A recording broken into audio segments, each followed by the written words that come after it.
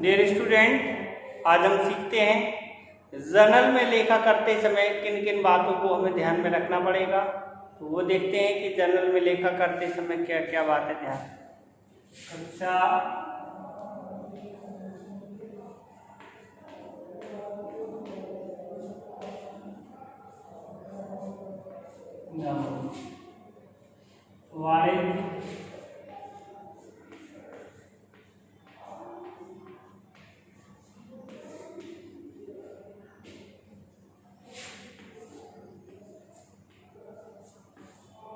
Journal में लेखा करते समय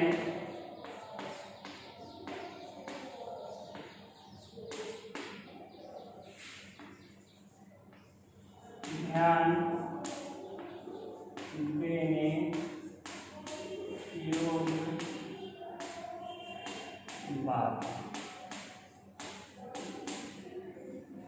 जर्नल में लेखा करते समय कौन कौन सी बातें हमें ध्यान में रखनी होती हैं, इस बात को हम ध्यान रखेंगे।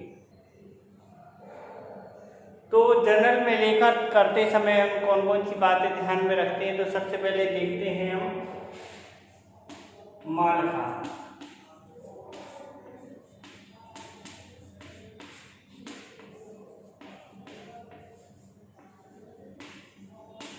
Goods account.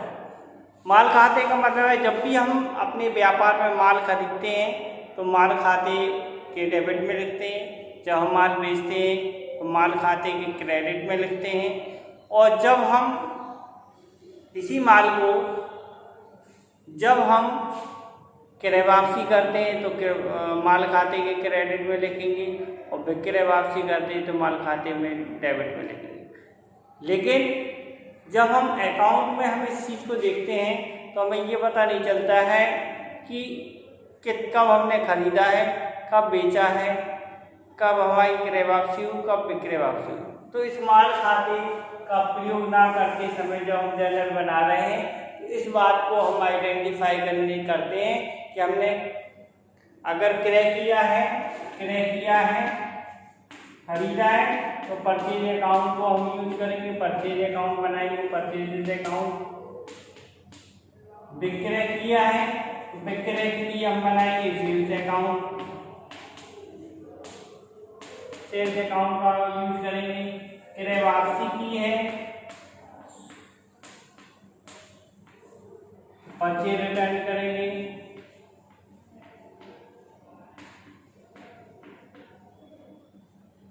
और विक्रय वापसी की है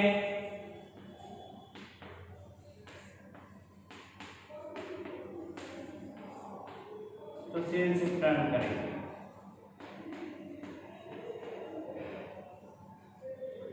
जब भी हम जर्नल बनाते हैं तो इस बात को ध्यान में रखते हैं कि हमने जो गुड्स अकाउंट यूज करते हैं, क्रय और विक्रय के लिए हम गुड्स अकाउंट यूज करते हैं, तो उस क्रय विक्रय के लिए गुड्स अकाउंट यूज ना करके क्रय के लिए परचेज अकाउंट, विक्रय के लिए सेल्स अकाउंट, क्रय वापसी के लिए परचेज रिटर्न अकाउंट और विक्रय वापसी के लिए सेल्स रिटर्न अकाउंट। परचेज करेंगे तो परचेज हमारा डेबिट होगा, सेल्स करेंगे तो सेल्स अकाउंट क्रेडिट होगा, परचेज रिटर्न करेंगे तो परचेज रिटर्न हमारा क्रेडिट होगा, सेल्स रिटर्न करेंगे तो सेल्स रिटर्न हमारा डेबिट होगा। इस प्रकार हम आइडेंटिफाई करके सबको अलग अलग अकाउंट में हम शो कराते हैं, यानी अलग अकाउंट में इस प्रकार हम माल खाते को लिखते हैं। तो इस बात को हमें सबसे पहले ध्यान में रखना होगा। दूसरा पॉइंट है, जब हम कोई माल नगद खरीद रहे, विक्रय खरीद रहे, यदि किसी लेखे में नगद शब्द का प्रयोग नहीं किया गया है तो तब तक ये माना जाएगा कि हमारा वो नगद ट्रांजैक्शन नहीं है। जैसे हमने राम से माल खरीदा, इसमें नगद शब्द का प्रयोग नहीं हो रहा, तो इसमें राम से माल खरीदा तो ये माना जाएगा राम से हमने उधार माल खरीदा। श्याम को हमने बेचा तो ये नगद शब्द प्रयोग नहीं है, तो ये माना जाएगा श्याम को हमने उधार माल बेचा। तो इस बात का लेखा करते हमें इस बात का हमें ध्यान रखना होगा कि हमारा जो भी हमने माल खरीदा है, बेचा है, वो नगद खरीदा कि उधार। अगर जब तक नगद नहीं आएगा तो ये माना जाएगा उधार खरीदा या उधार बेचा। सामान्यतः ऑफिस में प्रयोग आने वाले जैसे हमारे फर्नीचर हुए, फर्नीचर हुआ, मेज हुआ, कुर्सी हुआ, टाइपराइटर हुआ, तो ये सारी चीज़ें हमारे एक ही अकाउंट में हम इनका लेखा करते हैं। कुर्सी के लिए अलग से फर्नीचर नहीं लिखेंगे, मेज़ के लिए अलग से नहीं लिखेंगे, टाइपराइटर के लिए, तो हम इसके लिए एक ही अकाउंट का उपयोग करते हैं ऑफिस इक्विपमेंट, क्योंकि ऑफिस में हमारी जो फर्नीचर के रूप में इक्विपमेंट प्रयोग हो रहे हैं या ज़रूरी सामान प्रयोग हो रहा है, तो उसके लिए एक ही अकाउंट बनाएंगे, फर्नीचर इक्विपमेंट या ऑफिस इक्विपमेंट। व्यापार में हमेशा हम डिस्काउंट की बात करते हैं। डिस्काउंट, तो डिस्काउंट दो प्रकार होता है, एक डिस्काउंट अलाउड होता है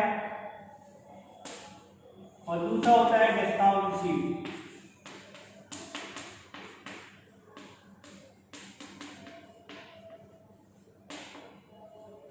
जब हम डिस्काउंट अकाउंट बनाते हैं तो एक डिस्काउंट हमें मिलता है, दूसरा हमें डिस्काउंट देना होता है। तो जो जैसे हमें डिस्काउंट मिलता है तो रिसीप्ट आएगा, और देना पड़ता है तो डिस्काउंट अलाउड होगा। तो जैसे हमने किसी का पेमेंट किसी व्यक्ति को पेमेंट किया, उससे हमें डिस्काउंट मिला है तो डिस्काउंट रिसीप्ट हो जाएगा। और अगर कोई हमें पेमेंट कर रहा, हमने उसे डिस्काउंट दिया तो डिस्काउंट अलाउड होगा। तो एक डिस्काउंट हमारा डेबिट होता है, दूसरा हमारा डिस्काउंट क्रेडिट होता है। एक हमारा भुगतान मिलने पर दिया जाता है, दूसरा भुगतान प्राप्त होने पर देते। तो जो प्राप्त होने पर हम डिस्काउंट प्रोवाइड कराते वो हमारा डिस्काउंट एक्सपेंसेस होता। इस एक्सपेंसेस को हम डेबिट के लिए, मतलब डिस्काउंट अलाउड की अलग अलग एंट्री बनाई जाती है, एक ही अकाउंट में डिस्काउंट को हम नहीं लिखते हैं। तो हमें क्या है, डिस्काउंट अगर हमारा अलाउड हो रहा है तो उसमें डिस्काउंट अकाउंट डेबिट लिखा जाएगा, डिस्काउंट अगर रिसीव हो रहा तो उसमें डिस्काउंट अलाउड रिसीव्ड क्रेडिट होगा। तो डिस्काउंट अलाउड की अलग से एंट्री बनाते हैं, डिस्काउंट अलग अलग अकाउंट बना के रखेंगे, मतलब डेबिट वाला डिस्काउंट अलग से शो कराएंगे और क्रेडिट वाला अलग से शो कराएंगे। तो अलग अलग अकाउंट पर ट्रांसफर। तो इस बात को हमें ध्यान रखना होगा कि रिसीव है डिस्काउंट के पेमेंट है। अगर रिसीव्ड है, हमें डिस्काउंट मिल रहा है तो इनकम हो गई तो क्रेडिट होगा, और डिस्काउंट अलाउड है, प्रोवाइड करा रहे हैं तो वो डेबिट होगा। नेक्स्ट आती है व्यापारिक कटौती। इसके बाद आती है व्यापारिक कटौती।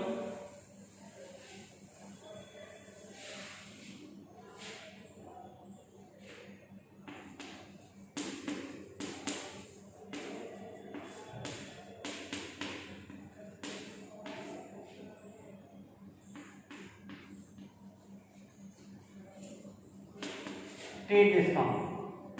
व्यापारिक कटौती क्या होती है? Trade discount. व्यापारिक कटौती ऐसी कटौती होती है जब हमारे पुराने जो कस्टमर्स होते हैं, हमारे पुराने ग्राहक होते हैं, उनको हम कोई कटौती देते हैं तो वो व्यापारिक कटौती के नाम से आती है। इस कटौती को हम जनरल का लेखा करते समय उसकी जो वैल्यू होती है, जो उसका सूची मूल्य होता है, उस सूची मूल्य से उसे घटा के दिखाते हैं। ऐसी कटौती हमारी व्यापारिक कटौती आती है। अब व्यापारिक कटौती का कोई लेखा नहीं होता है, लेकिन इसकी वैल्यू घटा के दिखाई जाती है। जैसे 10,000 रुपये की सूची मूल्य का 10% व्यापारिक कटौती पर माल बेचा तो 9,000 से एंट्री बनाएंगे। 10,000 का 10% 1,000 व्यापारिक कटौती आ गई, तो 10,000 में से 1,000 घटा देंगे, 9,000 की एंट्री बनाई जाएगी, purchase account debit to Ram. तो इस प्रकार से हम एंट्री बनाते हैं व्यापारिक कटौती। तो हमें व्यापारिक कटौती को ध्यान में रखना होता है, इसका कोई लेखा नहीं होता कटौती का।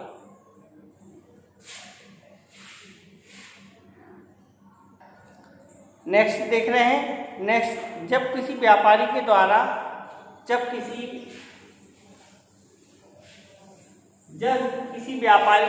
व्यापार में कोई संपत्ति लाई जाती है तो वो संपत्ति खाते को डेबिट करते हैं। कैसे? जैसे हम किसी व्यापारी ने व्यापार में फर्नीचर लाया तो furniture account debit to capital account. अगर वो बिल्डिंग लाया तो building account debit to capital account.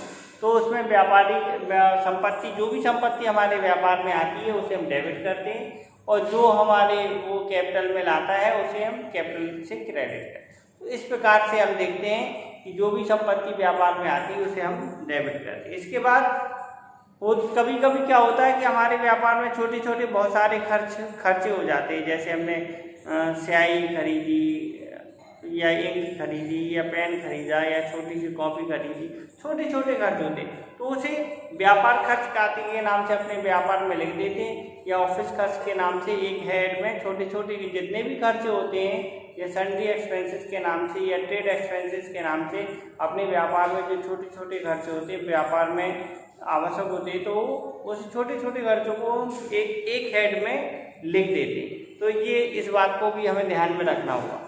Next आते हैं, या तो हम इसे विविध व्यय में लिखेंगे या व्यापारिक व्यय में लिखेंगे। इसके बाद नेक्स्ट आता है आपका, अब हम नेक्स्ट बात करते हैं डेबिट और क्रेडिट। डेबिट और क्रेडिट, जब भी हम जनरल का लेखा बनाते हैं तो डेबिट को थोड़ा सा आगे से बना के लिखते हैं और क्रेडिट को थोड़ा सा पीछे से लिखते हैं। जैसे हमने माल खरीदा तो लिखेंगे परचेज अकाउंट डेबिट।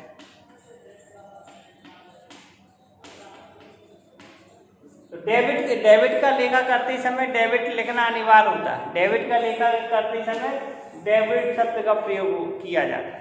लेकिन जब हम क्रेडिट की बात करते हैं, अगर आपने नगद माल खरीदा तो लिखेंगे टू कैश अकाउंट, और जब भी तो क्या लिखेंगे कैश अकाउंट। डेबिट को थोड़ा सा आगे से लिखते, क्रेडिट को थोड़ा सा पीछे से लिखते। डेबिट के लिए हम डेबिट लगाते हैं, क्रेडिट के लिए हम डेबिट नहीं लगाते।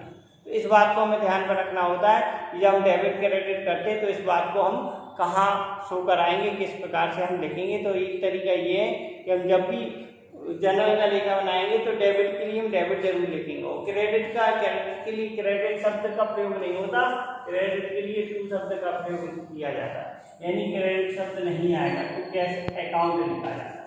इस प्रकार से लिखने का ये फॉर्मेट है। जब भी हम कोई एंट्री बनाते हैं तो उस एंट्री बनाने के बाद, जैसे हमने माल खरीदा, एक हम लिख दे रहे हैं हमने माल खरीदा तो लिखेंगे परचेज अकाउंट डेबिट।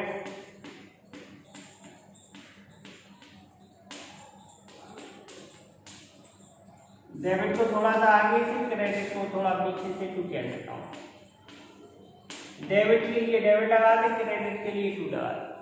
लेकिन इतना करने के बाद हम क्या करेंगे, हम उसकी नरेशन भी लिखते हैं। वाला एंट्री तब मानी जाती डेबिट और क्रेडिट लिखने के बाद हम उसकी नरेशन लिखते हैं। तो नरेशन लिखेंगे बीइंग, जो भी नरेशन है बीइंग गुड्स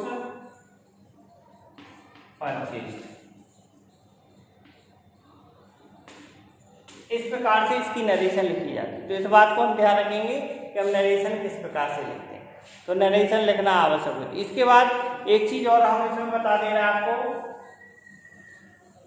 जब भी हम कोई अकाउंट को हम डेबिट क्रेडिट करते हैं और लिखते हैं तो पहला अक्षर कैपिटल लिखेंगे। जैसे हम लिखेंगे परचेज अकाउंट डेबिट, तो परचेज में पी वाला कैपिटल लिखेंगे,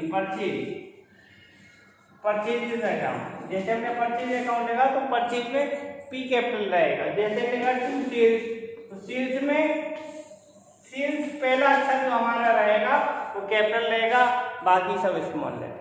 तो इस प्रकार लिखने के तरीके में कैपिटल और स्मॉल लेटर का भी हमें ध्यान में रखना होगा। इसके बाद हम देख रहे हैं, जैसे हम कोई लेखा एक कंप्लीट लेखा कर लेते तो लेखा करने के बाद उसे हम उस बॉक्स को बंद कर देते। जैसे हम एक आपको बता दे रहे हैं फिर से, जैसे हमारी कॉलम बनी है, तो जैसे हमने माल खरीदा, ये जनरल का फॉर्मेट है।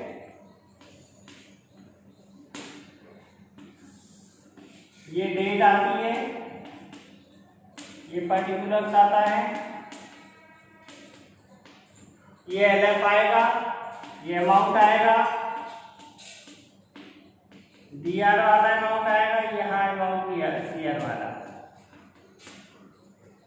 तो हम क्या करेंगे, सबसे पहले इस बात को ध्यान में रखेंगे, जैसे कि हमारा माल खरीदा तो हम लिखेंगे पहले डेट में 2014 1 जनवरी माल खरीदा तो परचेज अकाउंट डीआर। डेबिट के लिए डेबिट लगाएंगे, परचेज का पहला अक्षर पी बनाएंगे, डेबिट को थोड़ा सा आगे से लिखेंगे। ये 3 बात है। दूसरा टू, क्रेडिट के लिए टू लगाएंगे, टू कैश अकाउंट, पहला अक्षर बड़ा account. Being goods purchase, narration लिखेंगे, नरेशन को ब्रैकेट में बंद कर देंगे। नरेशन के बाद लाइन खींच देंगे, डेबिट का अमाउंट डेबिट में लिखेंगे, क्रेडिट वाला अमाउंट क्रेडिट में लिखेंगे। तो ये कॉलम है। कंप्लीट अकाउंट पर लाइन खींच देंगे, नाम के साथ अकाउंट नहीं लगाएंगे। जैसे अगर इसमें हमने राम से खरीदा तो लिखेंगे कैश अकाउंट लिखा था अभी हमने, कैश अकाउंट लिखा था, तो ये नगद माना जाएगा। अगर हमने राम से खरीदा तो इसमें अकाउंट नहीं आएगा, राम आ जाएगा। गुड्स परचेज फ्रॉम राम, इस तरीके से आ जाएगा, नाम के साथ अकाउंट नहीं आता है। तो इस प्रकार से ये हमारा लेखा कंप्लीट हो जाता है। ये हम मानते हैं कि हमने ये माल परचेज किया। दूसरा एक चीज़ और, जब भी हम इसका टोटल, जैसे हमारा ये पेज कंप्लीट हो गया तो ये करते हैं कि जो हमारा पेज कंप्लीट हो जाएगा तो टोटल, जब हम एक पेज का टोटल करते हैं तो लिखते हैं टोटल CD, यानी टोटल आगे लेके। जैसे मान लीजिए एक पेज हमारा यहाँ पे कंप्लीट हो गया, तो जब कंप्लीट हो गया तो यहाँ पे 5000 इसमें आ जाएंगे, 5000 इसमें आ जाएंगे, यहाँ पे लिखेंगे टोटल CD कैरेट डाउन, ये टोटल CD। जब हम नेक्स्ट पेज पे यही आएंगे, मान लो हमारा नेक्स्ट पेज यहाँ पे है तो यहाँ पे लिखेंगे टोटल BD, 5000 डेबिट और 5000 क्रेडिट, और आगे एंट्री बनाएंगे। इस प्रकार से हम ये करते हैं। टोटल CD और BD का भी ध्यान रखते हैं। तो जर्नल बनाते समय इतनी सारी चीज़ों को हमें ध्यान में रखना होगा। हमें आशा है आपको जर्नल बनाते समय जर्नल के लेखे करने में कोई दिक्कत नहीं होगी। इन बातों को अगर आप ध्यान में रखेंगे तो आप आसानी से जर्नल में जो बनाने में कोई दिक्कत होती है तो वो उन सभी समस्याओं को दूर किया जा सकता है। धन्यवाद।